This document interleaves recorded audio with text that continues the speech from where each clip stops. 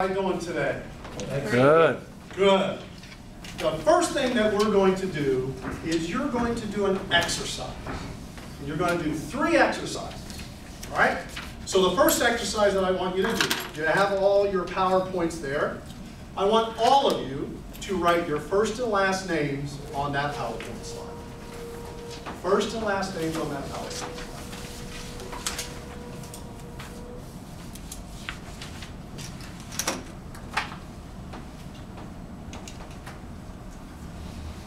The next thing that I want you to do is, I presume that all of you have a cell phone. Take out your cell phone and put it right in front of you. Take out your cell phone, put it right in front of you. For those of you that don't have a cell phone, act as if you do. Okay? So, I'm going to act like I'm calling you, and all I want you to do is pick up the phone and answer it like you would normally. All right? When I tell you to. I'm calling you right now. Pick up. Hey, Tracy. Excellent. Very good. Set it down. All right. The last thing that I want you to do for this exercise is, I want everybody to stand up. Push your chairs in. Push your chairs in. Give yourself about a foot. So back away from your chairs as far as you can. Back away from your chairs. And when I tell you to, I want all of you to take one large step. When I tell you to, one large step. Ready, go. All right, very good. Now you can all sit down. So you're probably wondering, why did Tracy have us do that? Well, I am here to tell you about your thinking style preference and the assessment that you did, how it's very similar to what you did for those exercises. So first question, when I asked you to write your name, which hand did you use? Right. Left, right, okay. All right, so you have a dominant hand. Did you think about using the opposite hand at all? No. Didn't even think about it, okay? Next thing, when you picked up the phone, which ear did you put it up to? Right. Did you think about using the opposite ear at all? No. Didn't even think about it. And when I asked you to take that one giant step, which foot did you use? Right. Did you think about using the opposite foot? No. Yes. I did.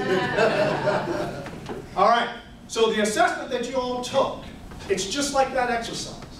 No good or bad, no right or wrong, it's just preference.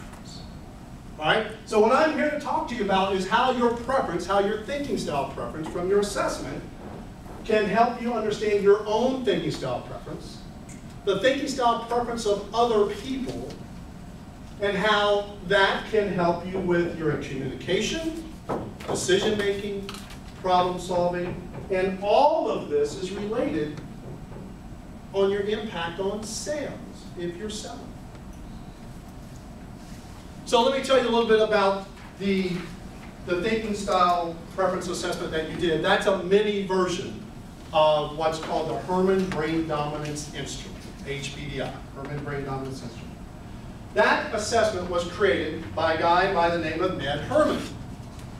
And when Ned Herman went to Cornell University in the 60s, he was a dual major in physics and music. Physics and music. What comes to your mind when you think of someone in a dual major in physics and music? Einstein. What else? What do you think about? Recluse. Okay. Smart. Okay. All right. So, what Ned Herman was always curious about was, why is it that his physics friends loved mathematics, his music friends hated mathematics, and those two sets of friendships never crossed paths? He could, but those sets of friendships could. So he was always curious about that. When he left Cornell, he went to work for General Electric, at the time one of the premier organizations in the world. Ned ended up becoming their director of corporate management education. So all the executives that came through General Electric went through his training program. And he was always curious, why is it that some people really understand this training and other people don't get it? Why is that? So Ned was looking at some brain research that was being done at the time, and he traveled to California to meet up with a doctor, Dr. Roger Sperry. Dr. Roger Sperry was at Cal State Northridge, I believe. Cal State Northridge, and he was doing experiments on patients that had severe epileptic seizures, which is an electrical thunderstorm in the brain. What he would do in very severe cases, there's something that divides the left and right hemispheres of the brain. It's about as big as your thumb, and it's called the corpus callosum. The corpus callosum is a bundle of 300,000 nerve fibers. What they did in very severe cases is they snapped that corpus callosum, the seizures went away, and it was the first time they could ever really study how does the left side of the brain process information and how does the right side of the brain process information. So how many of you have heard of left brain and right brain thinking? Okay? So as late as 1983 is when Roger Sperry won the Nobel Prize for that research. Much of it attributed to left brain, right brain thinking. So what Ned did was he took all that brain research information back to General Electric, and he created the HBDI, he created an expanded version of the assessment that you took. Okay? When you think about different assessments that are out there, for instance, Myers-Briggs Type Indicator, the MBTI. Familiar with that? That is a personality-based assessment. There's another one out there called DISC. That's more of a behavioral-based assessment. What I like about this one, it's a brain-based assessment. No good or bad, no right or wrong. It's just telling you your preferences. So he created a 4-quadrant metaphor for the brain. Upper left, logical, analytical, financial. Lower left part of the brain is more planning, organizing, sequence. Lower right is more emotional, kinesthetic, feeling-based. Upper right is more imaginative, creative, and innovative. So what you did was you all took a version of this assessment. And I'm going to walk through with you how you can understand your own thinking style preference, the thinking style preferences of other people, its impact on communication, decision-making, problem-solving, and how it relates to sales. So, what we're going to do is we're going to walk through the assessment. So, how many of you actually took the assessment? I know the visitors did not take the assessment. So, keep your hands up so I can see. Okay. For those of you that took the assessment, we're going to walk through, and even for you folks that didn't take the assessment, I'm just going to kind of walk through briefly what you were asked to do on the assessment. So you were asked to select 15 descriptors from that list, and the definitions were given. 15 descriptors. And then you have this key or guide to tell you of those 15, was it an A, a B, or C, or a D? And then you were asked to actually count up how many A's, how many B's, how many C's, and how many D's you had. So I'm going to show you an example, and then you were supposed to plot your points, A, B, C, and D, on this grid. And this is the guide for me. This is what I did. So I put that on this grid. And that's what my thinking style preference looks like. It's over here. Right brain thinking. So let's walk through some information to help you understand this. All right, so you can see this grid here about the A, B, C, and D. So I have to ask you guys some questions. What's the highest score in any one of these? And I'll kind of go around. Dr. Bricky, I think you said you had a 7 in the D. Right. Dr. Bricky had a 7 in the D. John, did you take it? No, sorry. Okay. Wayne, you ended up taking it? Yes, I did. What did you have? What was your highest score? Pretty down. It was pretty balanced. Hold on. I had a 5 in the D. 5 in the D. Okay. Lamar, I had a 3 in D. that was your highest? In the D, yes. No, what was your highest overall? I'm sorry. 7. 7 in what? C. 7 in C. Cheryl, Didn't take it, but my highest would be in C. in C. Fred, did you take it? I did not take this. Okay. John, I didn't take it, but I'd be high in D. I'd probably be a 15. okay, probably. Been That's 7. where I leave. B, 8. 8 in the B. Joe? I had a 5 in the D. 5 in the D. Morale, I know hers because we just did her real one. Here we go. I was strong A. Strong in the A, yes. Travis? 6 in the D. 6 in the D. Cal? 7 in the C. 7 in the C. Wayne? 7 in C. 7 in C. Erica? 6 in the A. 6 in the A. 6 in C. 6 in C. And Charlotte? I had 7 in D. 7 in B. All right? So that's telling you what your preference is. Again, no good or bad, no right or wrong. It's just your preference. All right, now let's talk a little bit about how the left side of the brain processes information and how the right side of the brain processes information. As you saw on mine, I'm very right-brained. So here are the things that resonate with me and how I process information. Key mental processes in the right mode include intuitive and perceptive thinking, as well as idealistic, expressive, and open to approaches. So I'm more idealistic, more intuitive as far as my preferences. And then on the left side, who has a diagram that is complete opposite of mine's where your 2 highest are the A and B? Erica? Okay, so here's how Erica might process information.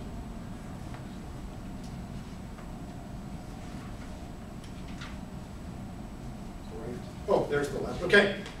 So Erica might prefer concise, efficient processes with realistic and orderly approaches. So it's more realistic, it's more common sense.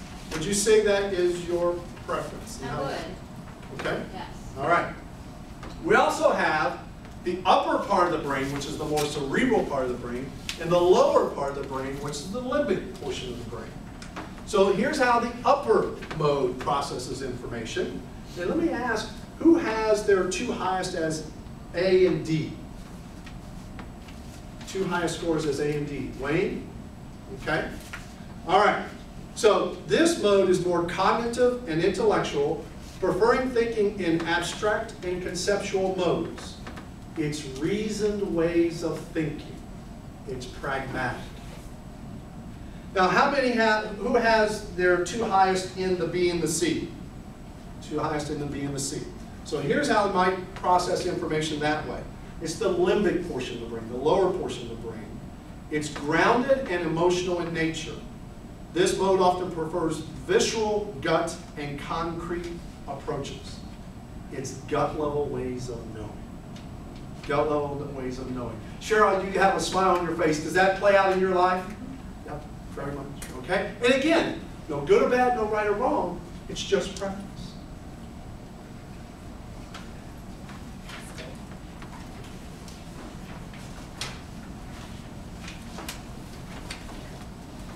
And here's a little bit more about the upper and the lower. The upper preferences are technical and experimental thinking, and the lower, it values the stability of tradition and caring responsiveness. As a matter of fact, one of the companies that HPDI has done research with is Nordstrom's. So Nordstrom's, their culture is very much like this. Scientists, researchers, probably more upper brain approach. Okay, Now I want to ask, what's the highest score in the A? Erica had a 7? 6. Does anybody have anything higher than a 6 in the A quadrant? Anything higher? It was me. You didn't do the little one though, Ah. the one that everybody else did. So Erica, please come up here in the A, stand in the A quadrant. Who has the highest score in the B? Who has a 7 or higher in the B? What's your score, Vincetta? 8. 8? What's your 7? 8 is the highest. Vincetta, come stand in the B. You're the winner. Okay, 6. All right. Who has the highest in the C quadrant? It's tied, 7. You have 7? Lamar, you have a 7? Anybody have higher than 7? All right, Wayne, if you can stand in the C, please. And in the D, what's the highest score we have in the D? Anybody have a 7 or higher? 6 here. 6? 7? Dr. Bricky, stand in the D. All right. So I want you guys to think about, for each of your 4 quadrants here, so Erica, the rational, thorough, precise, all those words, do those words resonate with you? Yes. Okay? All right, for Vincetta, when you think of those words there, do they resonate with you? Yes. Okay? Wayne, Yes. all right, and then Dr. Bricky. Not so much the artistic. Not so much the artistic, but the other. Okay? All right, so these are your preferred styles.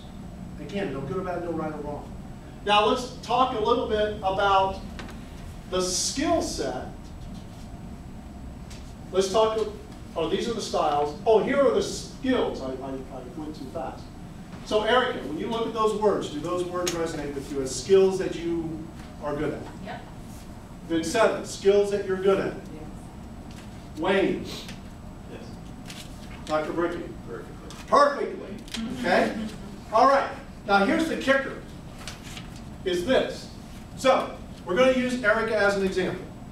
So Erica, you're a high A quadrant thinker, all right? And Wayne is a high C quadrant thinker, okay? So for someone like yourself, some people in the C quadrant, could they appear that way to you? Oh, yes, absolutely. So people leave clues on what their preferences are. Wayne, do you know people that you work with or associate with that you would view, not that we want to stereotype anybody, that you would view as that what's in the A? Absolutely. Okay. So here's where the conflict might come in, is when people with different preferences, especially polar opposites, that's where they would struggle. But that's where the opportunity exists to understand no good or bad, no right or wrong. It's just someone's preferences. Dr. Bricky, when you think of people that have the controlling, nitpicky, things of that nature, do some people come to your mind? Yeah. Okay, all right. How does that work for you as far as being able to deal with those types of folks? I put a little distance and cut them some slack. Okay, cut some slack, okay, all right. Vincetta, Yes. when you are engaging people that are high in the D like that, how do you deal with that? Well, first of all, it's a nightmare. Okay. All right. And I just have to spend more time with them and just change my management style. Based on where they are. Yeah. So one of the whole points in this is understanding from the clues that people leave behind that you adjust your communication based on where they are. Okay? All right, so you guys can go give them a hand for volunteering.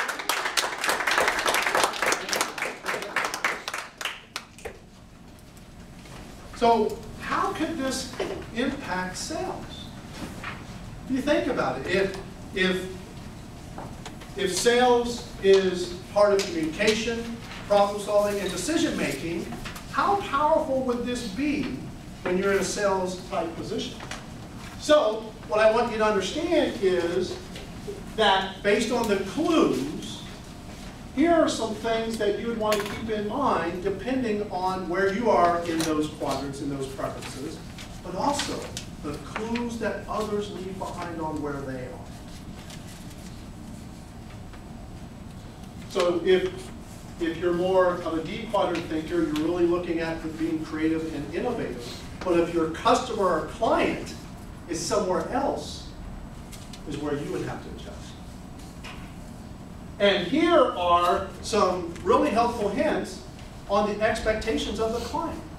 These are the things that they are going to want in their communication with you as a sales professional. So this is about the what. This is about the how, the who, and the why. So can you imagine just what little bit you've learned right here, how that might help you when you're engaging people, when you're trying to engage in a sales process? Would it help you in what you do? Absolutely. Okay. All right. So here's what I want you to look at now, because this really plays out. So turn to that part of the PowerPoint about buying a car. And I want you all to read through each one of those and circle the one way you would go about buying a car. The one way you would go about buying a car.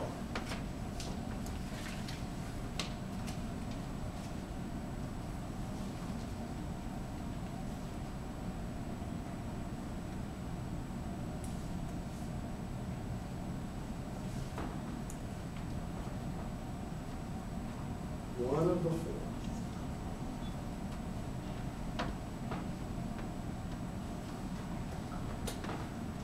Okay. All right. So again, I want you to consider what your strength is, what your preference is, and then tell me what one way would you go about buying a car. And I'm going to start with Dr. Brickman. I would do almost all of them. One No, there really isn't a done. One preference. Just pick one. No. Okay. Just one. All right, John, pick one. Category A? Yeah. B, It's A? Did you take the assessment? No, oh, well, sort of. Okay. What was your highest? Probably A. Probably A. Wayne? Like it's a little of all, but probably D.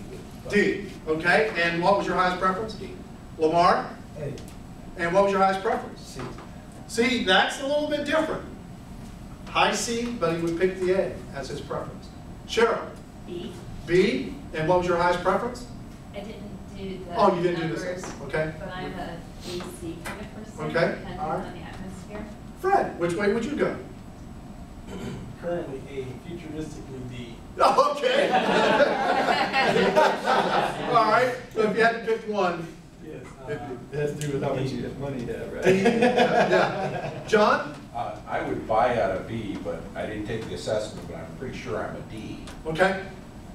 All right. Very good. B for me.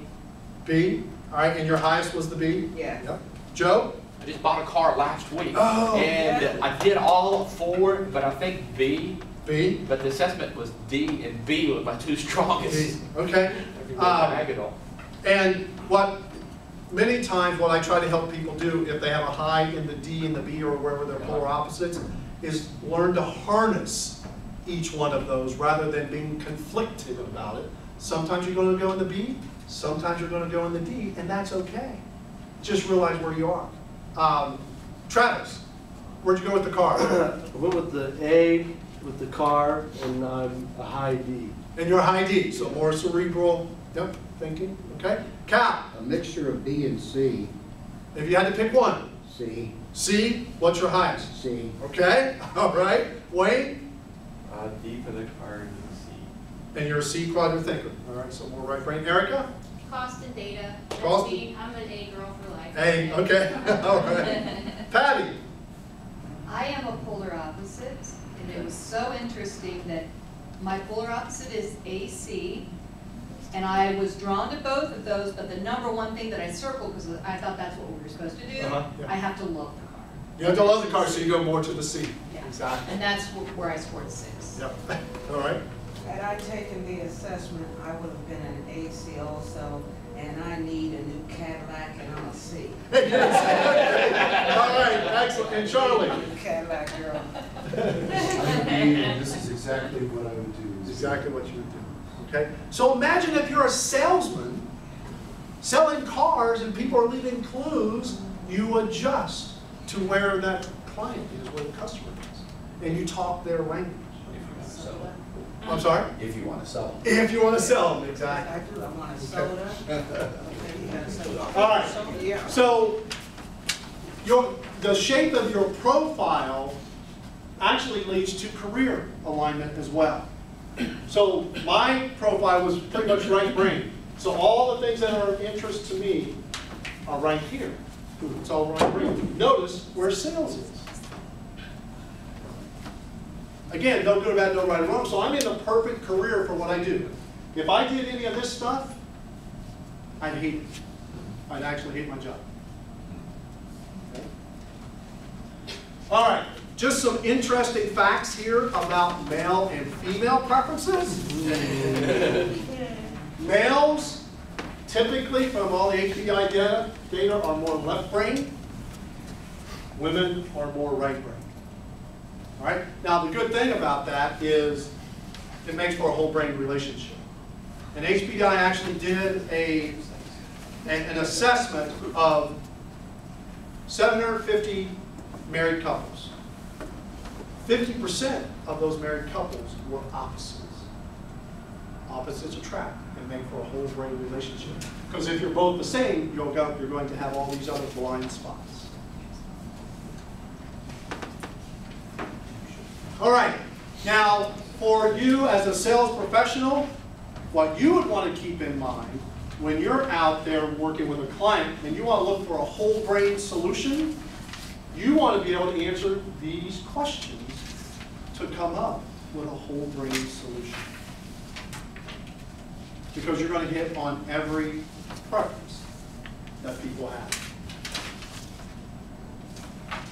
Now I want you to think about your friends and family and the people that might be most problematic in your life. They have preferences. So with what little bit you've done, you might be able to see what their preferences are. So you can adjust based on what their preferences are. And if you would like to work on these preferences, if there's something that you want to strengthen, there's a little assignment that you can do to help you increase your preference, whatever that might be. I know that when I took the original HBDI assessment in 1998, I was left-brained. And when I saw what the people can do with the D quadrant, I said, I want more of that. And I was very intentional about learning more about the big picture, creative, innovative. And that's where I just blossomed when I started playing to my strengths like that. So I want to leave you with this, that all of these preferences, there's no good or bad, no right or wrong. It's just preference. So it's up to you to pick up on the clues of what other people leave behind. If you want to improve your communication, decision making, problem solving, and increase your sales, this is something for you to do. Thank you.